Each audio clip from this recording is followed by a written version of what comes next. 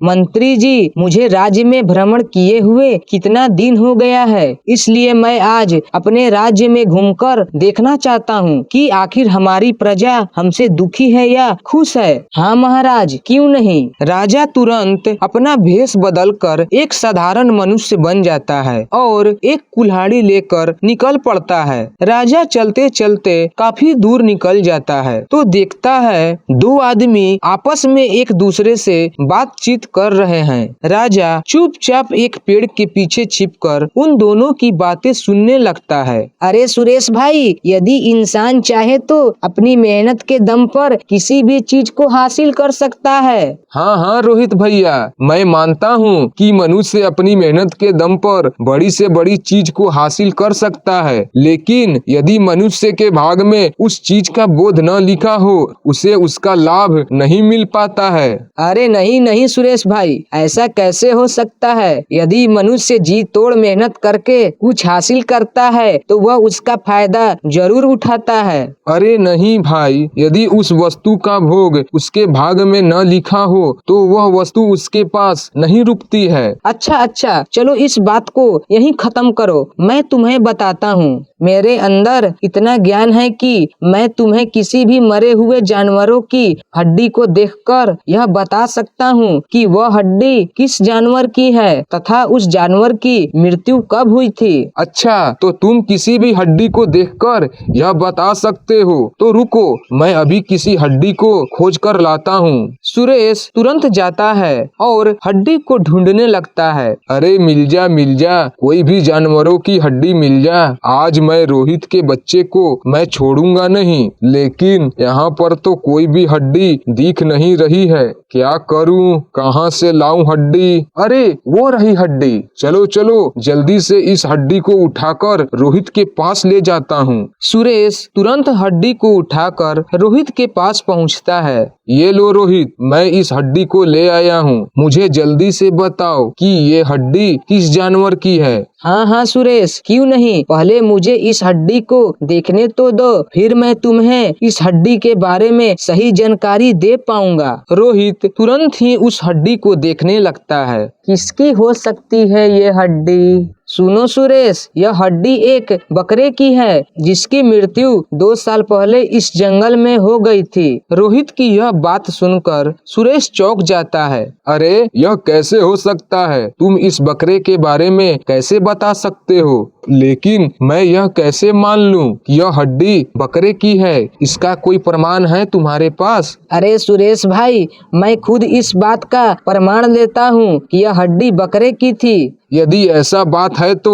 मेरे अंदर भी एक अनोखा ज्ञान की विद्या है। अच्छा तो बताओ जरा, तुम्हारे अंदर ऐसा क्या ज्ञान है? तो फिर यह सुनो, मेरे अंदर यह ज्ञान है कि मैं किसी भी व्यक्ति के पैरों के निशान को देखकर यह बता सकता हूँ कि वह व्यक्ति कौन था तथा उसके अंदर का क्या गुण है। अच्छा तो फिर बताओ, यह पैरों के निशान किसके हैं और वह व्यक्ति के अंदर क्या क्या गुण है? मेरी विद्या के हिसाब से यह पैरों के निशान किसी साधारण व्यक्ति के नहीं है। यह पैरों के निशान जरूर किसी महाराजा के हैं। जिस राजा के गुणों की कोई भी सीमा नहीं है, उसके अंदर तो मानो गुणों का भंडार भरे पड़े हो। तो फिर इसमें देर किस बात की है? चलो जल्दी से इन पैरों के निशान को देखते हुए चलते हैं और अपनी आंखों से देख लेते हैं ऐसे महापुरुष को। इतना कहकर दोनों ही उन पैरों के निशान को देखते हुए चल पड़ते हैं। अरे सुरेश भाई, यह पैरों के निशान तो यहीं तक बने हुए हैं और आसपास तो कोई दिखाई नहीं दे रहा है। अरे नहीं रोहित भैया, जरा उधर देखो, उस किसान को। मुझे लगता है यह पैर के निशान उसी के हैं। चलो उसके पास चलते हैं। अरे ओ किसान भाई, क्या तुमने यहाँ से किसी को जाते हुए देखा है? अरे नहीं भैया, मैं यहाँ सुबह से खेत में जोताई कर रहा हूँ, लेकिन यहाँ से कोई नहीं गुजरा है। अरे ओ किसान भैया, क्या तुम मुझे बता सकते हो यह पैरों के निशान आपके हैं? हाँ भैया, यह पैर के निशान तो मेरे ही हैं। सुन लिया ना सुरेश भैया, यह पैरों के निशान तो इस किसान के हैं, लेकिन आप तो कह रहे थे कि पैरों के निशान किसी महान राजा के हैं। हाँ हाँ रोहित भैया, मैं भी यह सोच रहा हूँ, आखिर मेरे द्वारा पढ़ा गया ज्ञान गलत कैसे हो सकता है। अरे ओ किसान भैया, तुम यहाँ कब से काम कर रहे हो? भैया जी, यह तो मेरा खानदानी काम है। हमारे बाप दादा भी खेती किया करते थे और मैं भी इस काम को कर रहा हूँ। लेकिन भैया, तुम्हें इतनी कड़कती धूप में खेती करना बेकार नहीं लगता है? तुम्हें कष्ट नहीं होता? क्या बताऊँ भैया, मैं इस काम को बचपन से ही कर रहा हूँ, इसलिए मुझे इस काम से कोई परेशानी नहीं होती। अरे नहीं नहीं, मेरे द्वारा प्राप्त किया गया ज्ञान झूठा नहीं हो सकता है। चलो मेरे साथ हमारे राज्य के राजा के पास, हम उनके पैरों में देखते हैं क्या यह सारे रेखाएं राजा के पैर में है या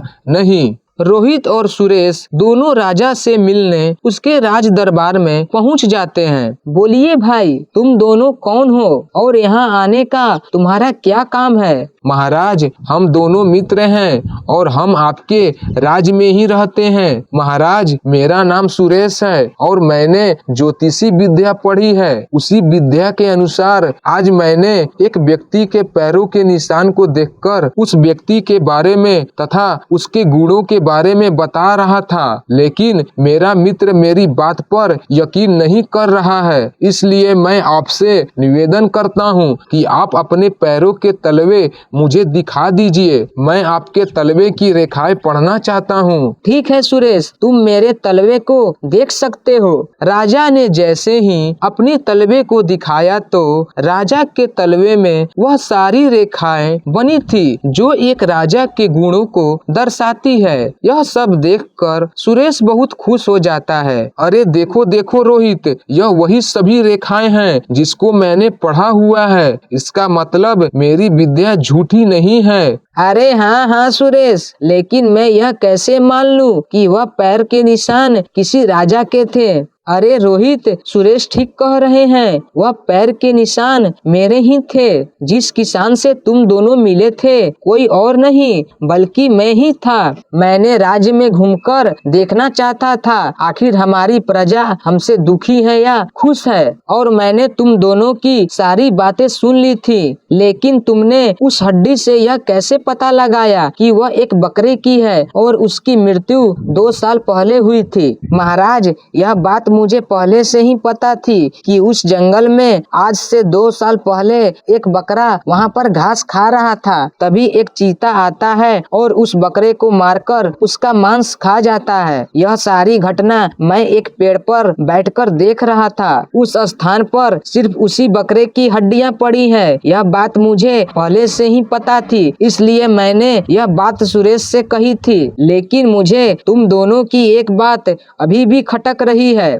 वो क्या बात है महाराज? हमसे कोई भूल हो गई है? नहीं नहीं, तुम दोनों से कोई भूल नहीं हुई है। तुमने कहा था दुनिया में मनुष्य अपनी मेहनत से सब कुछ प्राप्त कर सकता है, लेकिन तुमने कहा था कि मनुष्य अपनी मेहनत से सब कुछ प्राप्त कर सकता है, लेकिन यदि उस इंसान के भाग्य में न लिखा हो तो वह वस्तु उसके पास नहीं रुकती है। महाराज, यह बात सोचकर तो हम दोनों ही परेशान हैं। आप ही बताइए महाराज, क्या सत्य है और क्या असत्य है? हाँ हाँ, क्यों नहीं, तुम्हें इसका हल निकालकर जरूर बताऊंगा, लेकिन मुझे कुछ दिनों का समय दो, मैं सोचकर सब कुछ तुम्हें बताऊंगा। इतना सुनकर वह दोनों मित्र वहाँ से चले जाते हैं।